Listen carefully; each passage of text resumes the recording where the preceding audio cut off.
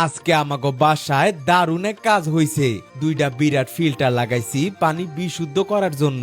কিভাবে লাগাইলাম আর কি কি সুবিধা পামু সবকিছুই তোমাগরে দেখামু এই ভিডিওতে।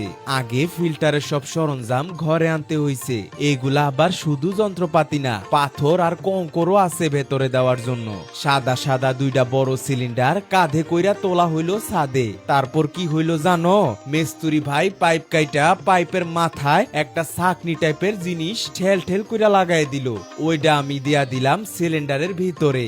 এই ফিল্টারের আবার অনেক রকম যন্ত্রপাতিও আছে। মেস্তুরি ভাই পাইপ ফিটিং কইরা একে একে পাথর আর কঙ্কর ঢালতে শুরু করলো সিলিন্ডারের মধ্যে। দুইটা সিলিন্ডার ভইরা যাওয়ার পর মুখের দিকে আবার আলাদা চাবি লাগানোর দরকার হইলো। সেই জন্য পাইপ কাইটা যন্ত্রপাতি লাগাইয়া তৈয়ার করলো ওই চাবি। এবার মেস্তুরি ভাই পাইপগুলা ঠিক মতো টাইট কইরা লাগাইতে লাগলো। সবকিছু টাইট টুট শেষ কইরা ফিল্টার থেকে সরাসরি টাঙ্কিতে পানি যাওয়ার পথ বানানো হইল।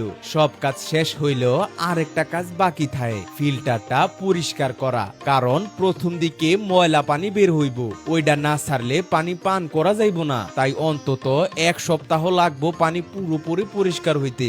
পরের ভিডিওতে তোমাগরে দেখামু পানি আসলে কেমন হইছে। আমাগো মতন কার কার বাসায় এইরকম বড় ফিল্টার লাগানো আছে কমেন্ট করে বইলা যাও কিন্তু।